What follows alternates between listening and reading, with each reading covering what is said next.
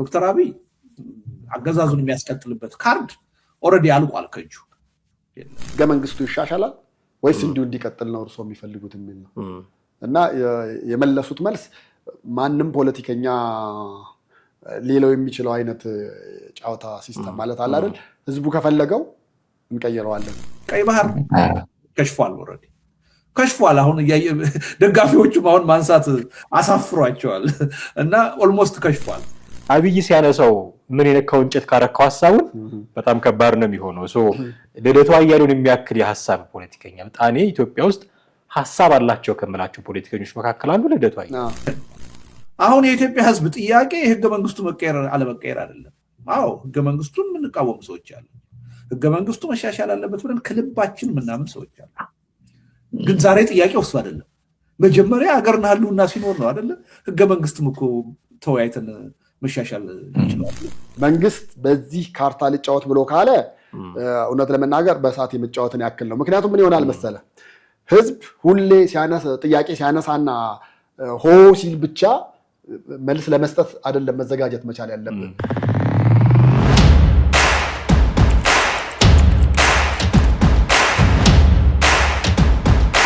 ሰላም እንዴት አላችሁ ውድ ቤተሰቦቻችን ይህ ዘኢትዮጵያ የዩቲዩብ ቻናላችን ነው በወቅታዊ ፕሮግራማችን ተመልሰን መተናል ቴዎድሮስ ካሳና ማደገፋ ከናንተ ጋር ቆይታ እናደርጋለን በዛሬው ፕሮግራማችን አቶ ልደቱ አያሌው የተቃጠሉት የመንግስት ካርዶች በሚል ያነሱት አንድ ሐሳብ አለ እውነት እነዚህ ካርዶች ተቃጥሏል የሚሉ ጉዳዮችን ያነሳን ቆይታ እናደርጋለን እናንተም እስከ ፕሮግራማችን ፍጻሜ ድረስ አብራችሁን ትቆዩ ዘንድ ያክብሮት ግብዣችን ነው ከኛ ጋር ሆኑ ቴዲ እንዴት ነህ እንዴት ነህ ሰላም ነው ሰላም ነው አለ ከበዓል በኋላ ነው የተገናኘነው እንኳን አደረሰን ባልተባባልን ተመልካቾቻችንም እንኳን አደረሳችሁ ማለት እንወዳለን እግረ መንገዳችንን በመግቢያ ላይ ግን ለማለት እንደሞከርኩት የዛሬው ፕሮግራማችን አቶ ልደቱ አያሌው የመንግስት የተቃጠሉ ካርዶች የሚል ሐሳብ ሁለት ጉዳዮችን ርዕሰ ጉዳዮችን አንስተው ከስታሊን ጋር መሰለኝ ዛራ ሚዲያ ላይ ሲያነሱ ነበር የቀይ ባህርና የህገ መንግስትን ጉዳይ ከሁለት ነው ከ3 ዓመት በፊት ይላሉ እዛ ቪዲዮ ላይ አስፈላጊ ከሆነ ለተመልካቾቻችን መጋበዝ እንችላለን ኤዲተራችን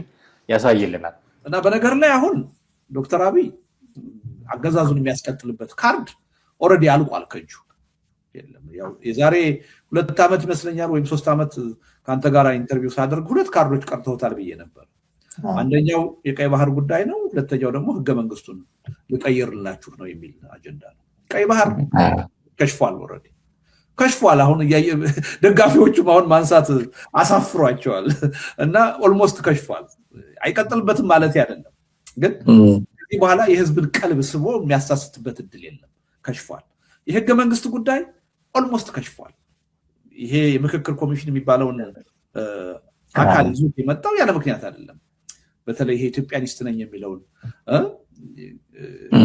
መንግስቱን የሚቃወመውን ኃይል በኔ ዙሪያ ያሳልፋለሁ የሱን ድጋፍ መልሼ እንዳገኝ ማድረግ የምችለው ህገ መንግስቱን ለውጥላችኋለሁ በማለት ነው ይሄም በጣም ተሸንፏል አሁን የኢትዮጵያ ህዝብ ጥያቄ ህገ መንግስቱ መቀየር አለመቀየር አይደለም አዎ ህገ መንግስቱን ምንቃወም ሰዎች አሉ ህገ መንግስቱ መሻሻል አለበት ብለን ከልባችን ምናምን ሰዎች አሉ ግን ዛሬ ጥያቄው እሱ አይደለም መጀመሪያ ሀገርና ህልውና ሲኖር ነው አይደለ ህገ መንግስትም እኮ ተወያይተን መሻሻል ይችላል ዛሬ ቀዳሚ ጥያቄያችን እሱ አሁን ቀዳሚ ጥያቄያችን በጋራ ታግለን በህዝብና በአገር ህልውና ላይ የመጣውን አደጋ ማስቀረት ነው የዛሬ 2 ወይ 3 ዓመት መንግስት እጁ ላይ ቀሩት ሁለት ካርዶች ናቸው ብዬ ነበር አንዱ ቀይ ባህር ነው ሌላኛው ህገ መንግስት ነው አሁን ሁለቱም ተቃጥለውበታል የሚል ነጥብ አንስተዋል ስለዚህ ቀይ ባህርንም የህገ መንግስትንም ጉዳይ እናነሳለን ማለት ነው የቀይ ባህርን ጉዳይ ከሽፏል ብለው ነው ያወጁት አቶ ልደቱ አያሌውና ከሽፏል ማለት እንችላለን አሁን ባለበት ሁኔታ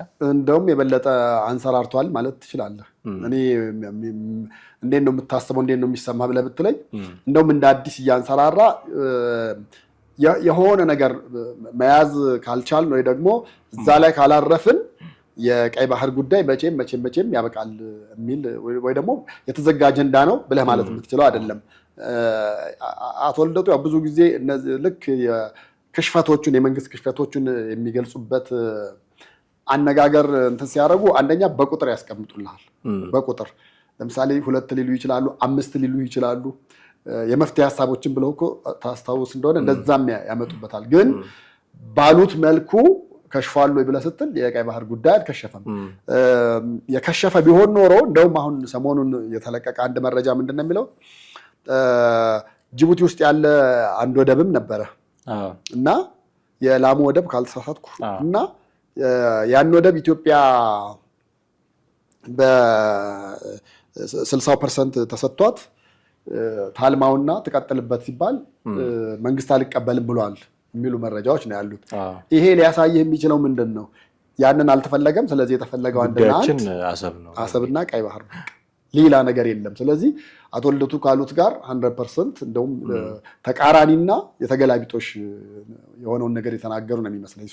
የቀይ ባህር ጉዳይ የአሰብ ወደብ ጉዳይ ዞሮ ዞሮ ካልተያዘና ምንም እዛ ውስጥ ካልገባን የተዘጋ አጀንዳ ምናምን መሆን በፍጹም የማይችል ነው። በፍጹም የማይችል ነው። እንደውም ጠዋት አንድ ቪዲዮ እያየሁኝ ነበረ።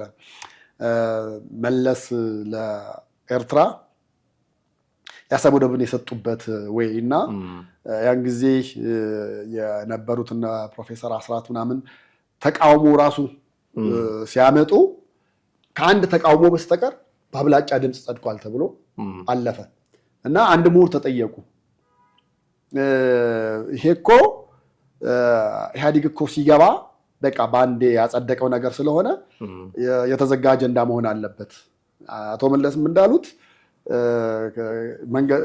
ከዚህ በኋላ አሰብን እናገኛለን፣ ቀይ ባህርን በጦርነት እናገኛለን የሚል አካል ካለ ሄዱ የሞክረው ጦርነት ሰልችቶናል፣ መንገዱን ጨርቅ ያድርግልን ብለዋል አይደለ?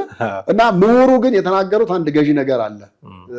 እንደው ኢትዮጵያም አሁን ልታሸንፍበት የምትችለው አንደኛው መንገድ እሱም ይመስለኛል። ያን ጊዜ ኢህአዴግ መንግስት አልነበረም። አገሪቱ ገና በሽግግር መንግስት ሂደት ላይ ነበረች። ያን የማድረግ ስልጣን አልነበረውም። መንግስትም አልነበረም። ልክ አንድ ታጣቂ ድንገት ሰብሮ መጥቶ አገር ተቆጣጥሮ ከያዘ ዞሮ ዞሮ ያስተዳድራል፣ ይይዛል። ግን በዛን ጊዜ ህጎች ሳይወጡ ሳይጸድቁ ህገ መንግስቱም ሳይጸድቅ እነሱም ገና ተንሳፋፊ ሆነው ባለበትና መንግስት ነን ብለው ራሳቸውን መጥራት ባልቻሉበት ኮንዲሽን ላይ ሆነው የተወሰነ ውሳኔ ስለሆነ ተቀባይነት የለውም ነው። ገና የሽግግር መንግስት ሂደት ላይ ነው። የሽግግር መንግስት ሂደት ላይ ደግሞ ሆነ የሚወሰኑ ነገሮች ተቀባይነት ማግኘት መቻል የለባቸውም፣ አያገኙም። ምክንያቱም ገና ያልጸና ጽንስ ብለህ ቁጠረው። ለዲሲሽን ለውሳኔ እሱን ወስን ማለት ትችላለህ እና ምሁሩ ያነሱት ነገር እንደውም ገዢ ይመስለኛልና ዞሮ ዞሮ የቀይ ባህር ጉዳይ የአሰብ ጉዳይ የተያዘ ካልሆነ በስተቀር አቶ ልደቱ እንዳሉት እንደዚህ አንደኛው ካርድ መቃጠል መሆን አይችልም። እንደውም በቅርብ ቀናት ውስጥ ሌተናል ጄኔራል ጻድቃን ገብረትንሳኤ ይህንን ጉዳይ በደንብ ሲያነሱን ኢዜአ ላይ ቃለ ምልልስ ነበራቸው እና እንዴት አድርገው መለስ ዜናዊ ጦርነቱን እንዳስቆመው እና ወታደሩ ግን አሰብን የማስመለስ ፍላጎት እንደነበረው መቀጠል እንደሚችል ኃይሉ እንደነበረው ከቢቢሲ ጋዜጠኛ ለቀረበላቸው ጥያቄ እንዴት አድርገው ምላሽ እንደመለሱ ሲያነሱት ነበር እና አንዱ ሲያነሳው ሌላው ሲከተለው አሁን የአብን ፓርቲ ሰዎች፣ የነፃነትና እኩልነት ፓርቲ ሰዎች፣ የኢዜማ ሰዎች ሁሌ በመጡ ቁጥር የኢትዮጵያን የቀይ ባህር የማግኘት ጥያቄ እንደግፋለን እያሉ ነው የሚያነሱት። እንቃወማለን ብሎ ያነሳም ብዛም የለም። እንደውም ለምንድን ነው የሚቃወሙት መንግስትን? አሁን እንደውም ከሌተናል ጄኔራል ጻድቃን ገብረትንሳኤም ጋር ተያይዞ ይሄ ይነሳል። ጻድቃን ገብረትንሳኤ የአብይ መንግስት ጥሩ አድርጓል በዚህ ጉዳይ ላይ ብለው ቃለ ምልልስ ሲሰጡ ይሄ አይነት ቃል እንዲነሳ የማይፈልጉ በርካታ ሰዎች አሉ፣ ተቋሚዎች። እንዴት እንደዚህ ይላል? እንዴት ስለ ቀይ ባህር ያወራልና? በፊት ግን ራሳቸው እነ ልደቱ አያሌው ወያኔን የሸጠው ቀይ ባህርን እያሉ ይከራከሩ ነበር። ያንን ነው እኮ አሁን ደግመው ያረጋገጡት ጻድቃን ገብረትንሳኤ። በቃ መለስ ዜናዊ ነው ያስቆመው እንጂ አክሰስ ማድረግ እንችል ነበር፣ መያዝ እንችል ነበር። የአሁንን ግን የመጣው ነገር ጥሩ ነው ሲል እንደገና ተነስተው ደግሞ ጻድቃን ገብረትንሳኤን መቃወም ይጀምራሉ። ማለት ውስጣቸው ያለው ፍላጎት ቀይ ባህር የኢትዮጵያን ማግኘት አለባት የሚል ነው። እሱ ልክ ነው ብሎ የሚናገሩ ሰዎች ወደ አደባባይ መጥተው መንግስትን በሚጠቅም መልኩ ሲናገሩ ለምን እንደሚቃወሟቸው አላውቅም። የሰሞኑ ተቃውሟቸው እንደውም ጻድቃን ገብረትንሳኤ ላይ የሆነ ተቸግረዋል። እሱ ሊሆን የሚችለው ከምን አንጻር መሰለ? በዛን ወቅት ጀነራሎች የነበሩት አዋጊ የነበሩት እነ ጻድቃን ናቸው። ኢታማዦር ሹም ነበሩ። አስበው ምናልባት ከሳቸው በላይ ያለው መለስ ብቻ ሊሆን መለስ ነው። ሌላ ሊያዛቸው የሚችል አካል የለም። በእርግጥ እሱ ተመለሱ በቃችሁ ባለበት እንትን ላይን ላይ ሲደርሱ መመለስ መቻል የነበረባቸው ነበር። ግን ያን ጊዜም ቢሆን ከዛን ጊዜም በኋላ ባለው ኢትዮጵያ 2-3 አማራጮች ያላት ነበረ። አሰብ ወደብንም ቀይ ባህርን የመያዝ እድሉ የነበሩባት ጊዜያቶች ነበሩ። አንደኛ ካርታውን አይተህ ከሆነ የኤርትራ ካርታ በተለይ በአሰብ ወደብ በኩል ያለው በጣም ለኢትዮጵያ እጅግ በጣም አመቺ የሆነና ከኢትዮጵያ ጋር ቢካተትም አመቺነቱ ምንም የሚያከራክር አልነበረም። እነሱ ምን አስበው ሙሉ ለሙሉ ለኤርትራ ይሁን ብለው እንዳሉ ኢትዮጵያ በህይወት ዘመኗ በሙሉ ሁሌ እየገበረች ለኤርትራ እየገበረች እንድትኖር አንድ እሳቤ ሊኖር የሚችለው እሱ ሊሆን ይችላል።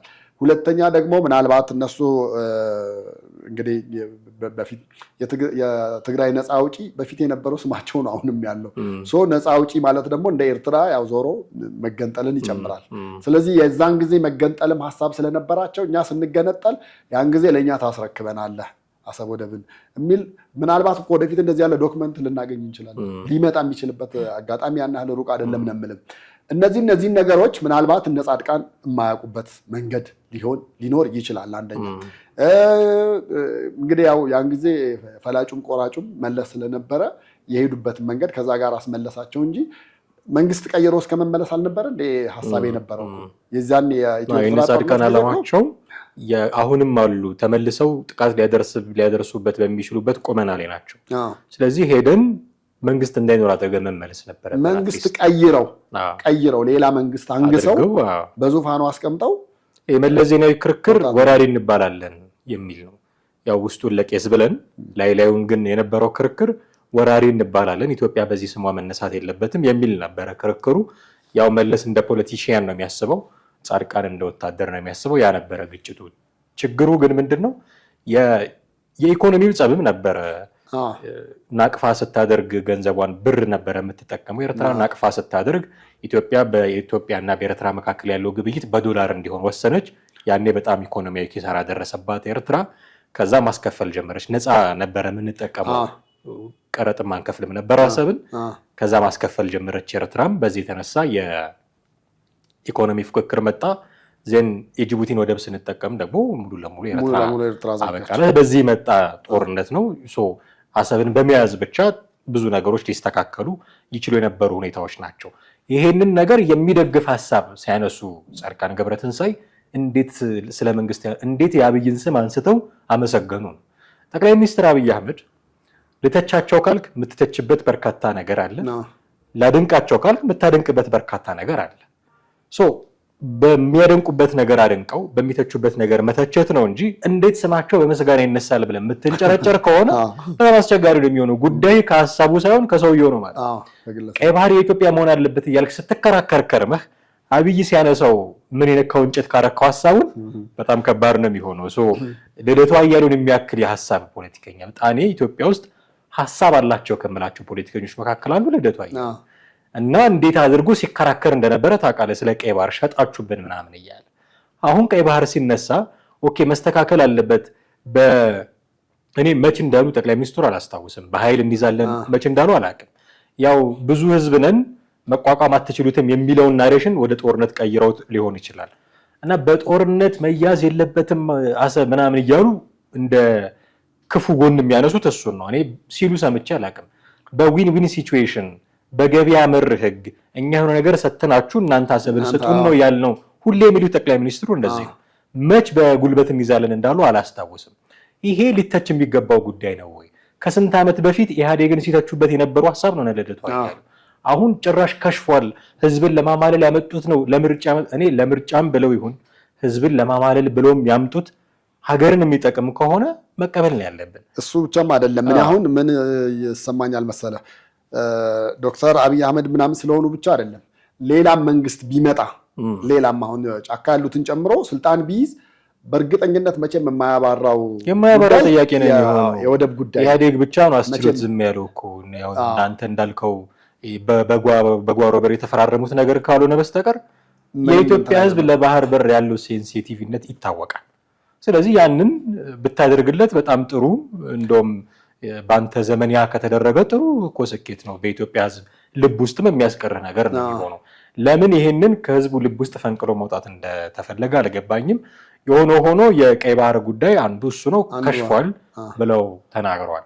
ሌላኛው ህገ መንግስት ጉዳይ ነው። የህገ መንግስት ጥያቄ ያው ይሻሻላል አይሻሻልም፣ እንደዚህ ብዙ ነገሮች አሉ። ታስታውሳለህ አንድ ጊዜ ክርስቲያን ታደለ መሻሻል አለበት የሚል ጥያቄ ሲያነሳ ለአንድ ክልል ብለን አናሻሽልም የሚል ነገር አንስተው ነበረ ጠቅላይ ሚኒስትሩ። ባይሉ ትመርጥ ነበር። ይሄ በዛ ደረጃ ሊነገር የሚገባው ከአንድ መሪ የሚጠበቅ ንግግር አልነበረም። የህገ መንግስት ጥያቄ ማሻሻያ ጥያቄ ካለ ህገ መንግስታዊ መንገድ ተከትሎ ሊሻሻል ይችላል የሚል ትክክለኛ መልስ እሱ ነው።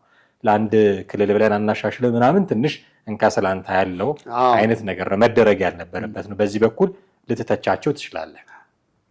የምክክር ኮሚሽን ላይ ግን ሊነሳ ይችላል ማሻሻያዎች። እንደውም እኛ ራሳችን ማሻሻያዎች አሉን ብለው ምን እንደሆኑ አናውቅም በግልጽ። ሁሉም ሰው አጀንዳ አስገብቻለሁ ይላል እንጂ አጀንዳ ይሄ ነው ብሎ እስካሁን በግልጽ ብዛም የወጣ አካል የለም። ግን አንዱ የህገ መንግስት ጉዳይ እንደሆነ እናውቃለን። የምክክር ኮሚሽኑ ነው የተነሳው እና ህዝብን ለማማለል ይጠቀሙበት የነበሩት ጠቅላይ ሚኒስትሩ ህገ መንግስታዊ ማሻሻያ ነው፣ እሱም አሁን ከሽፏል የሚል ነገር አንስተዋል።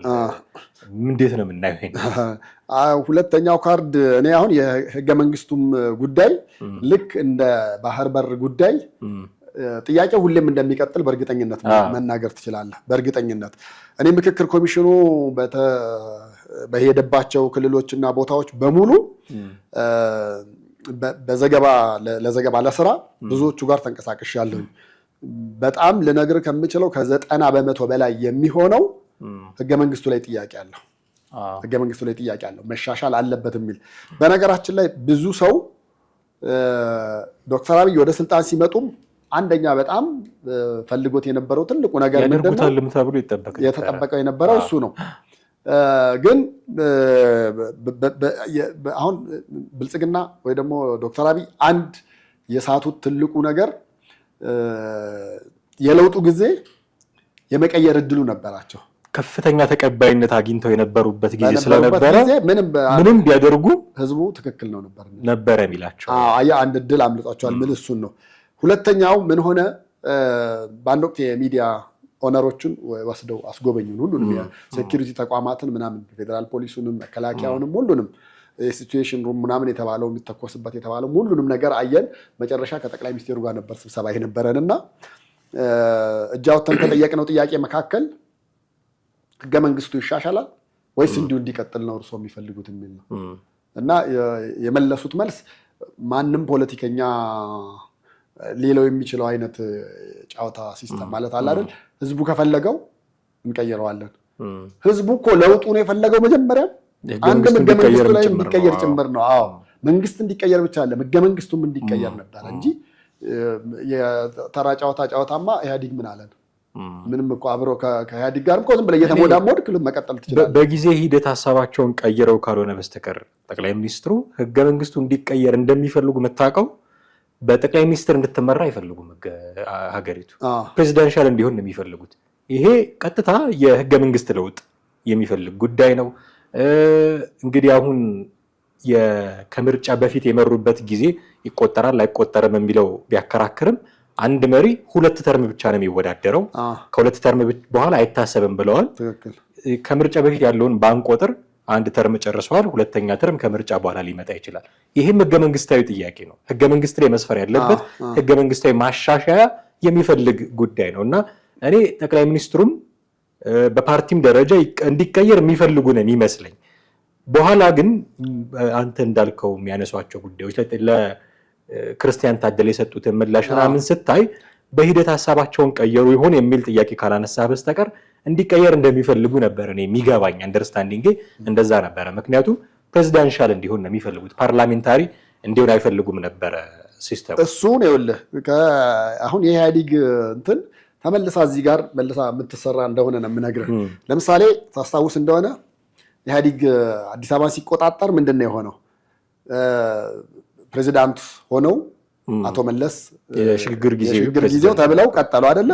ልክ ሄደው ልክ ህገ መንግስቱ ጸድቆ ልክ ወደ ተግባር መግባት ሊጀምር ሲል ምንድነው የሆነው? አገሪቱ በጠቅላይ ሚኒስትር እንድትመራ ሆነ።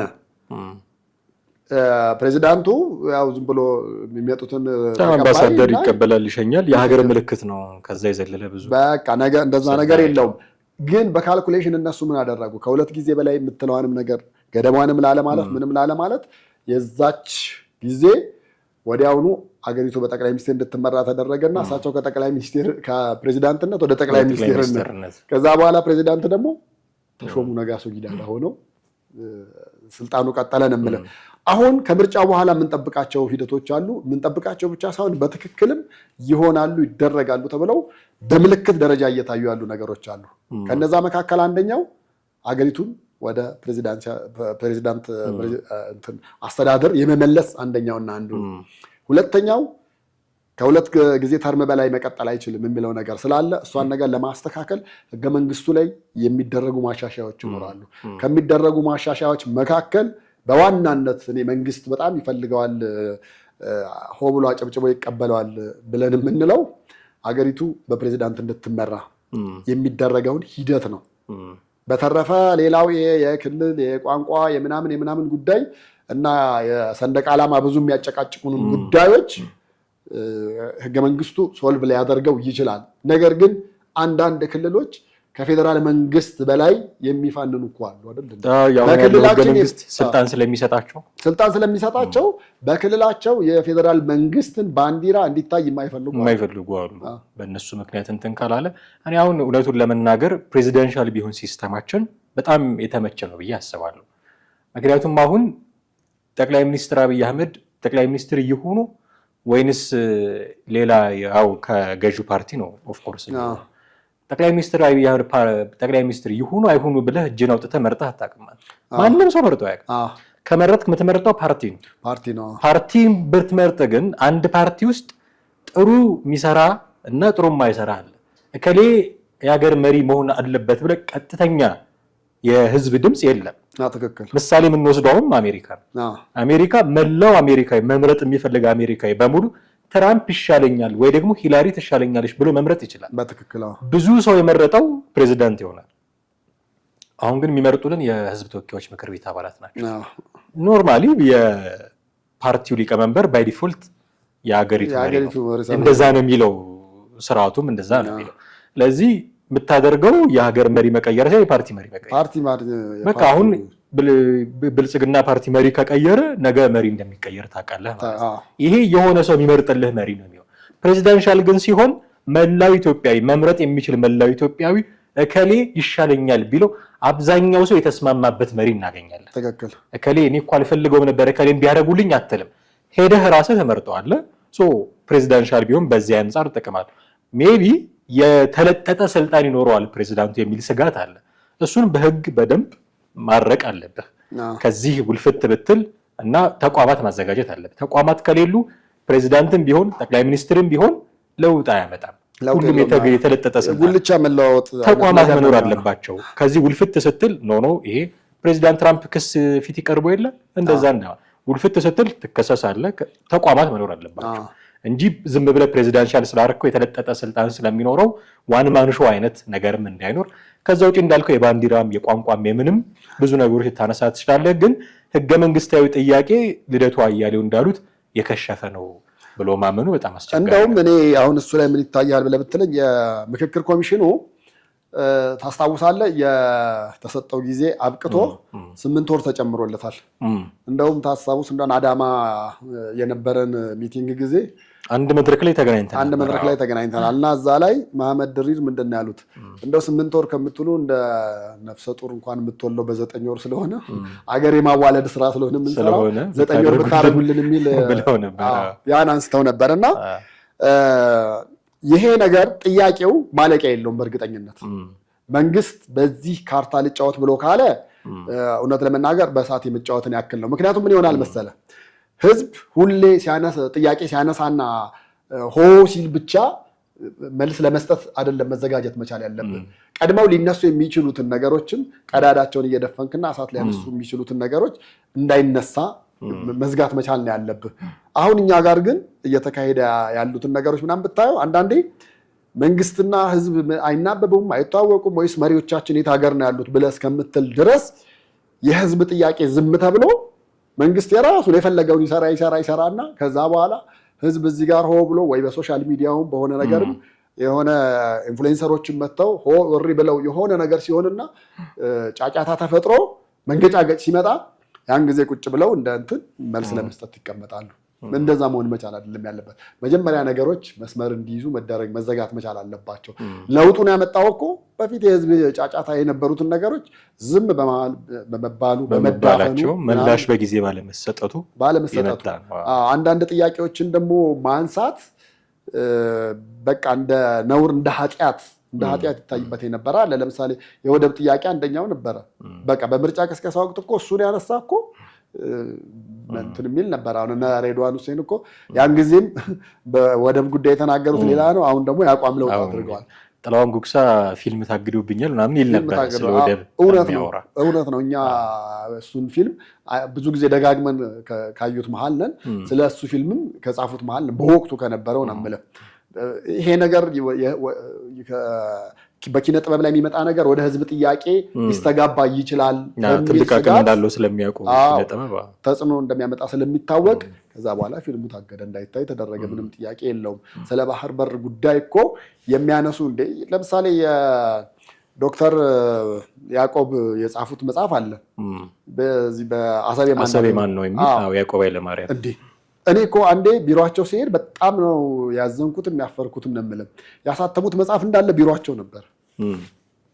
እኔ በስራ ጉዳይ እና በኢንተርቪው ለመስራትና አንድ ደግሞ የሆነች የምትረዳ ልጅ ነበረች እና እሳቸው እንደውም ምን አሉ፣ የመጽሐፍ ሽያጬን ለእሷ ልጅ እርዳታ አውለዋለሁኝ ምናምን ነገር አሉና አንብበዋል ያሰበ ማናትን ገና እንደወጣ ወዲያው ነው ተሻምተን ያነበብነው የሚዲያ ሰዎች ምናምን ናቸው። አሁንም ልታነበው የምትችለው መጽሐፍ ነው አሉ። ልክ ኖት። በተለያየ ጊዜ ልታነበው የምትችለው አሁንም ባለው የቀይ ባህር ጥያቄ ብዙ ሰው ሪፈር የሚያደርገው ነው። አስበው፣ እሳቸው እኮ ዓለም አቀፍ የህግ ባለሙያ ናቸው። ከዓለም አቀፍ ህግማ አንጻር ጭምር አጣቅሰው ነው የጻፉት። በዛን ወቅት በኢህአዴግ ዘመን ግን እንዳይሸጥ ራሱ እሱን መጽሐፍ እየተያዘ እየታደነ እንትን የሚልበት ነበረ።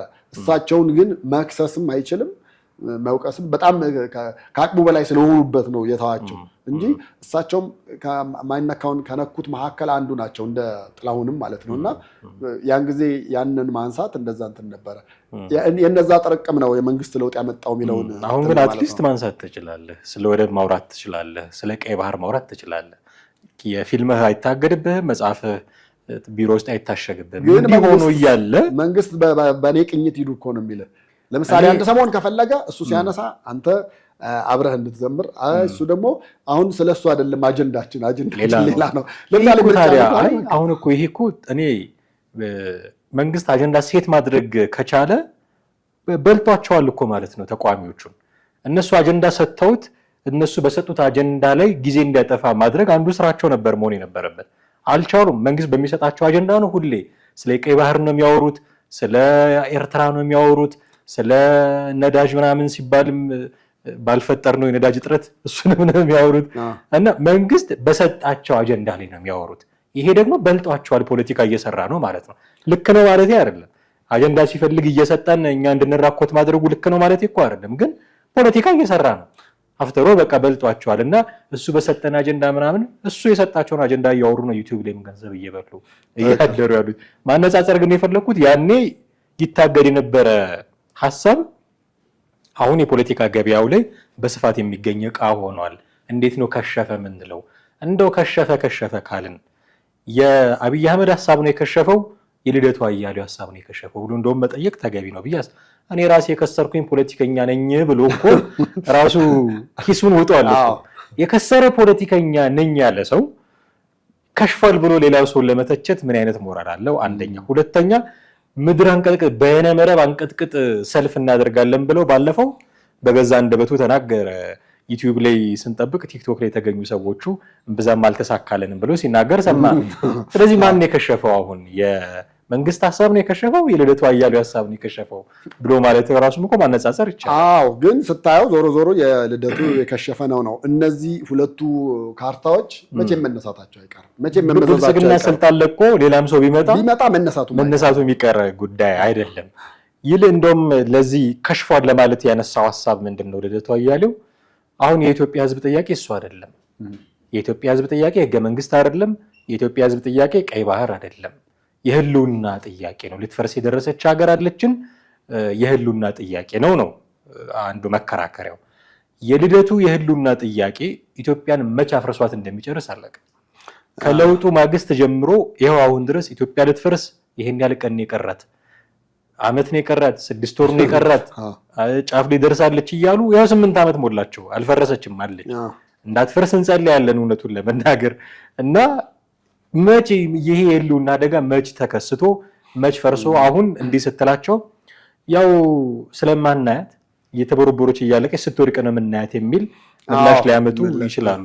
ለዚህ ምላሽ የሰጡት አንድ ጊዜ ጠቅላይ ሚኒስትሩ ህሊናችሁ ውስጥ ነው የምትፈርሰው አይነት በዛ ደረጃ ማቃለል አልፈልግም ጉዳዩን። ምክንያቱም አሁን ስጋት ጦርነት አለ። አንቀጽ ጠቅሰው መገንጠል የሚችሉ የሚፈልጉም ክልሎች አሉ እነ ቲፒኤልኤፍ እና ኦኤልኤ። አንዳንዴ እንዲህ ኢንጂነር ይልቃልም መጣር የለብንም ይሄን ሀሳብ ብሎ ሲያነሱ ሰምቻቸዋለሁ ስለመገንጠል። ስለዚህ ተገነጣጥለሃል ማለት ኦልሞስት ኢትዮጵያ እየፈረሰች ነው ማለት ነው። ለዛ የሚመቹ ያንን ሀሳብ ኢንተርቴን የሚያደርጉ ሰዎች አሉ። ጠቅላይ ሚኒስትሩ ባቀለሉት ልክ ማቅለል አልፈልግም ጉዳዩን። ይል ማን ነው ልደቱ አያሌው ባገነነው ልክም ደግሞ ማግነን ያን ያህል ተገቢ ነው ብዬ አላስብም። አይ ያው እንግዲህ አገሪቱ ውስጥ ያለ ነው መሬቷ ላይ ያለ ነው ያለውን ነገር የምናውቀው ክልል የምንንቀሳቀሰው ሰዎች ያለውን የምናውቀው ነገር አለ። የህልውና ስጋት አለ ወይ አለ ብዬ አላምንም። ግን ሰላም አለ ወይ? የሰላም ስጋት ግን አለ። የሰላም ስጋት በጣም አለ። በየክልሉ እንሄዳለን ስንንቀሳቀስ አንዳንዴ እንደውም በመንግስት ኃይሎች ሳይቀር ታጅበህ የምትሄድባቸው ክልሎች አሉ። የሰላም ማጣት በጣም አለ። የህልውና ስጋት ግን አለ ሊያስብል የሚችል ደረጃ ነው ብዬ አልልም። ለምን በሄድንባቸው ክልሎች ብዙዎቹ በተለይ ህዝቡ አሁንም ኢትዮጵያዊነት ስሜት ነው ያለው። ከሰሜን ጫፍ እስከ ደቡብ ከምስራቅ እስከ ምዕራብ ያለው ጋር ብትሄድ ኢትዮጵያዊነት ስሜት አለው። የሰላም ጉዞ ምሁራኑና እሱን የታዘባችሁት ምሁራኑና ፖለቲከኞቹ ጋር ነው እቺ ነገር ያለችው የህልውና ስጋት የመገንጠል ምን ማለት ምናምን እንጂ ሐቁን ምነግርህ ህዝቡን ብትጠይቀው የለም። ለምን እኛ እታች ድረስ ገብተን ነው እንደማንም እንደተራ ሰው ሆነን ነው ገብተን የጠየቅነው። ክልል በተጓዝንበት ወቅት ስንጠይቅ አሁን ምሁራኑ ነው የሚያነሱትን ሐሳብ አይምሯቸው ውስጥ ፍጹም እንደሌለና እንደዛ የሚባል ነገር አለ እንዴ ይለዋል። አለ እንዴ ለምንድን ነው አንድ ላይ የኖርነው እስካሁን ድረስ ለምንድን ነው ወደፊት ሳብለን ማንኖረው? ምንድነው ይሄን ያክል ለመገንጠል ምንድነው እንትን የሚያደርገን? ይገንጠል ቢባል ነው ለቀን ክልሉን እንመጣለን ወደ አዲስ አበባ ምናምን እንደዛ አይነት እሳቤ ያለው ማህበረሰብ ነው ያለው። ከከተማ እስከ ገጠር ነው የሚለው። ምሁራኑ ጋር ፕሮፌሰሮች ምናምን ብለህ የምትላቸው ምናምን ጋር ግን ፖለቲከኛው ጋር ምናምን ስትሄድ ይሄን ነው የሚነግርህ። በቃ የመበታተን ስሜት አለ ምናምን አለ። ከዛ በኋላ አፍሪካ ውስጥ የተበታተኑትን ሀገራት የነ ዩጎዝላቪያን ምናምን ነገር ይጨምሩልሃል። እነሱ የውጭ ጣልቃ ገብነት ምናምንም ሀያላን እንዳይሆኑ የሚፈለግ ስለነበረ የተሰራ ሴራ ነው። እኛ ጋር እኮ ስትመጣ እኮ ያለምንም የውጭ ጣልቃ ገብነት እኮ እርስ በርስ ያደረግነው እሱም በምሁራን ሴራ የመጣ ነው። በምሁራን ሴራ ይሄ በብሔር በቋንቋ በምናምን ከፋፍለ እንትን ብለ እንጂ ሌላ ነገር የለውም። እኔ እስካየሁት እስከታዘብኩት አንድ ትችት አለ። ፖለቲከኞችና ሃይማኖተኞች የሚተቹበት ሰው እንዲከተላቸው የሚፈልጋቸውን ሰዎች ማስፈራራት ነው ቴክኒካቸው። ለምሳሌ የሃይማኖት ሰዎች እነሱ እንድትከተላቸው የሚፈልጉት ሲኦል አለ ገሃነም አለ ያሉ እያስፈራሩ ነው አለ የለም ሃይማኖታዊ ክርክሩን አንገባም፣ ለሃይማኖት ጥለናል፣ ለነሱ እንተዋለን፣ የምናምነውን እናምናለን። ግን በዚህ ያስፈራሩና እንድትከተል ያደርጉሃል ይላሉ። ፖለቲከኞችም እንድትከተላቸው የሚያደርጉ ሀገር ልትፈርስ ነው እንደዚህ የሆነ ነው ስለዚህ እኛን ደግፉንና እንዳትፈርስ እናርጋት። አሁን በተቃራኒ ቢሆን ልደቱ አያሌው ቢሆን ስልጣን ላይ ያለው የሚያወራው ስለምትጸና ሀገር ነው። ሌሎች ተቃዋሚዎች ደግሞ ልደቱ የያዛት ሀገር ልትፈርስ አንድ አምስት ቀርቷታል ነው የሚሉ ካልኩሌሽኑ እንደዛ ነው። ስለዚህ እንድትከተላቸው ስለሚፈልጉ ያስፈራሩሃል። የሆነ ስጋት ይፈጥራሉ፣ የሆነ ፍርሃት ይፈጥራሉ። የዛ ስጋትና ፍርሃት መፍትሄ እኔ ነኝ ይሉሃል፣ እንድትከተላቸው ያደርጉሃል። እንዲህ አይነት ሜካኒዝምም ስላለ ያው 8 ዓመት ሙሉ ትፈርሳለች እያሉ ነው። እስካሁን አልፈረሰችም። እንዳትፈርስ ነው የምንመኘው። አዎ ደግሞ በቀላሉ ደግሞ ማየት ትችላለህ። ለምሳሌ ተቃዋሚ የፖለቲካ ፓርቲ በነበሩበት ዘመን ያራምዱት የነበረውን ኮንዲሽን አይተህና አሁን ስልጣን ላይ ያሉ ሲሆኑ ደግሞ እነ ፕሮፌሰር ብርሃኑን እነ ግርማን ምናምን ብርሃኑ ነጋ የኤርትራ ጫካ እያሉና አሁን ስልጣን ላይ እያሉ የሚያራምዱት እንደውም እኮ ብርሃኑ ነጋ ልደቱ አያሌውን ከኢህአዴግ ጋር ይሰራል የሚል ነበረ ክሱ። እንዴት ከመንግስት ጋር ይሰራል? ተቃዋሚ ሆኖ ነበረ ክሱ። አሁን ተቃዋሚ ሆኖ ከመንግስት ጋር የሚሰራው ብርሃኑ ነጋ። ስለዚህ ስልጣን ስትይዝ እና ተቃዋሚ ስትሆን ይለያያል ማለት ነው አቋም። ስለዚህ አሁን ልደቱ አያሌም ትፈርሳለች የሚላትን ሀገር ዛሬ ስልጣን ቢሰጠው እንደማትፈርስ ነው ነገ በሬዲዮ ወጥቶ የሚነግረን ማለት ነው። ምሳሌ ከነሱ ውጪ የሚሆነን የለም። እኔ ብቻ ነኝ በቃ ለሀገሪቱ ያለሁት መፍትሄ እኔ ብቻ ነኝ ከሚል የመጣም ሊሆን ይችላል። እና እንዲህም እያሉ ማነው አብይ አህመድ የቀሯቸው ካርዶች 2 ነበሩ፣ እነሱም ተቃጥለዋል የሚል ነገር እያነሱ ነው። ከሽፈውባቸዋል እያሉ ነው። ግን ማን ነው የከሸፈው? የልደቱ ሀሳብ ነው ወይስ የአብይ የሚለውን ተመልካቾቻችንም ቢያጋሩ የእነሱንም ሀሳብ ከምስጋና ጋር ለመቀበል እንወዳለን። በጣም አድርጌ አመሰግናለሁ ቴዲ። ውድ ቤተሰቦቻችን እናንተም ከኛ ጋር ነበራችሁ ቆይታ እጅግ አድርገን እናመሰግናችኋለን። እንዳልነው ሀሳብ፣ አስተያየት፣ ጥያቄ ሲኖራችሁ ደግሞ በተለመደው መንገድ ልታደርሱን ትችላላችሁ። የዛሬው ፕሮግራማችንን እዚህ ላይ ያብቅተናል። አብራችሁን ስለነበራችሁ እናመሰግናለን። ቴዎድሮስ ካሳና ማህደገፋ ነበርን። ጤና ይስጥልን።